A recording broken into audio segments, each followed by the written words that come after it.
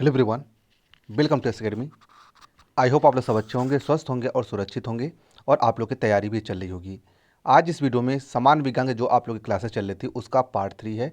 यदि आप लोग पार्ट 1 पार्ट 2 नहीं देखे हैं तो आप लोग प्ले लिस्ट में जाके देख सकते हैं। बहुत ही महत्वपूर्ण क्वेश्चन कवर हो रहे हैं। आप लोग वीडियो को शुरू से अंत तक जरूर देखेगा। और आप लोगों से वीडियो शुरू होने से आप लोग एक बार बता दूं, आप लोगों से जितने भी क्वेश्चन पूछे जाते हैं उसका आंसर आप लोग कमेंट बॉक्स में जरूर बताइएगा। इससे आप लोगों को पता चल पाएगा कितने क्वेश्चन आप लोगों से बन रहे हैं। चलिए आज का पहला क्वेश्चन देख लेते हैं। पहला क्वेश्चन आप लोगों के सामने है, निम्नांकित बलों में से कौन सा बल सबसे कमजोर बल है। आप लोग को 5 सेकंड का टाइम दिया जाएगा, 5 से 10 सेकंड का टाइम। उसके बाद आप लोग को आंसर बताया जाएगा निम्नांकित बलों में से कौन सा बल है जो सबसे कमजोर बल है। ज़्यादा टाइम भी नहीं लेंगे क्योंकि कम समय में जितने क्वेश्चन हो सके, कम ज़्यादा क्वेश्चन हो सके।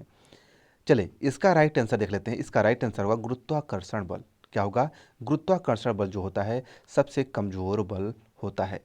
अगला सवाल आप लोग के सामने है, यदि आपको ध्यान से क्वेश्चन को ध्यान से सुनिएगा, यदि आपको दीवार पर एक अच्छी तरह से प्रकाशित पेंटिंग की छवि को प्रोजेक्ट करने के लिए कहा जाता है तो आप इस उद्देश्य के लिए निम्नलिखित में से किस ऑप्टिकल डिवाइस का चयन करेंगे? समतल दर्पण, उत्तल दर्पण, अवतल लेंस या उत्तल लेंस।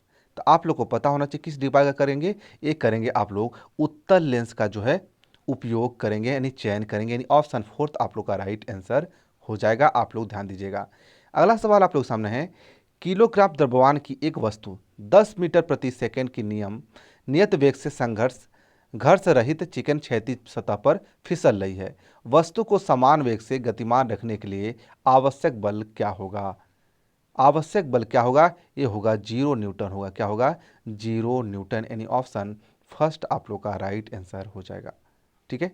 और साथ ही साथ एक बात और बताना भूल गया, यदि आप लोग किसी भी सोशल मीडिया प्लेटफॉर्म से जुड़े हैं, जैसे फेसबुक पेज या आप लोग इंस्टाग्राम या टेलीग्राम पर, तो आप लोग ज़रूर एस एकेडमी को वहाँ पे फॉलो कर लीजिए, क्योंकि जो भी लेटेस्ट अपडेट होती है आप लोग को हर जगह आप लोग को इन्फॉर्म कर दी जाती है।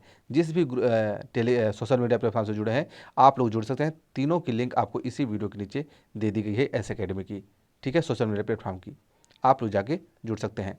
अगला क्वेश्चन आप लोग सामने, शारीरिक व्यायाम के बाद हमें कभी कभी मांसपेशियों में ऐंठन होने लगती है। इसका परिणाम का कारण क्या होता है? इसका परिणाम का कारण क्या होता है? आई होप सभी लोग को पता होना चाहिए क्या होता है। इसका राइट आंसर होगा पाइवेस्ट का लैक्टिक अम्ल में परिवर्तन होता है, इसलिए मांसपेशियों में जो होता है ऐंठन होती है, यानी ऑप्शन सेकेंड आप लोग का राइट आंसर हो जाएगा।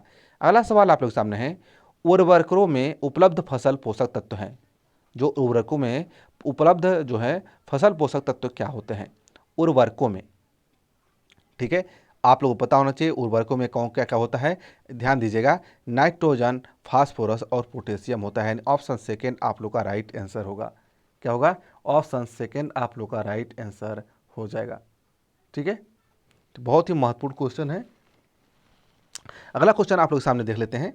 अगला क्वेश्चन आप लोग सामने, निम्नलिखित में से मुक्त अवस्था में पाई जाने वाले 3 धातुओं समुच्चय का चयन कीजिए। इन 3 धातु इनमें से कौन सी हैं जो मुक्त अवस्था में पाई जाती हैं? बहुत ही अच्छा क्वेश्चन है, चयन करना है आप लोगों से इन ऑप्शन में से कौन सा ऑप्शन सही होगा। राइट आंसर होगा चांदी, सोना और प्लेटिनियम। ऑप्शन फोर्थ आप लोग का राइट आंसर होगा। क्या होगा? Option fourth. ठीक है। अगला सवाल आप लोग के सामने है, द्रव्यमान एवं भार के संबंध में निम्नलिखित में से कौन सा कथन सही है? द्रव्यमान एवं भार के संबंध में निम्नलिखित में से कौन सा कथन सही है? फटाफट आप लोग बताइए इसका राइट आंसर क्या होगा। ठीक है, बहुत ही अच्छा क्वेश्चन है। आप लोग इसका राइट आंसर ध्यान दीजिएगा। इसका राइट आंसर जो होगा, इसका राइट आंसर होगा द्रव्यमान अपरिवर्तनीय रहेगा, यानी ऑप्शन थर्ड आप लोग का राइट आंसर हो जाएगा। नेक्स्ट क्वेश्चन देखते हैं, निम्नलिखित हमलों में से, यहाँ पे हमलों नहीं होगा, ध्यान दीजिए, बाय मिस्टेक आप लोग लिखा गया है अम्ल होगा। क्या होगा? अम्ल होगा। अम्लों में से किसके कारण कोको कोला का स्वाद खट्टा होता है? जो कोको कोला का स्वाद होता है खट्टा किसके कारण होता है? कौन से अम्ल के कारण होता है? ध्यान दीजिएगा, इसका राइट आंसर क्या होगा?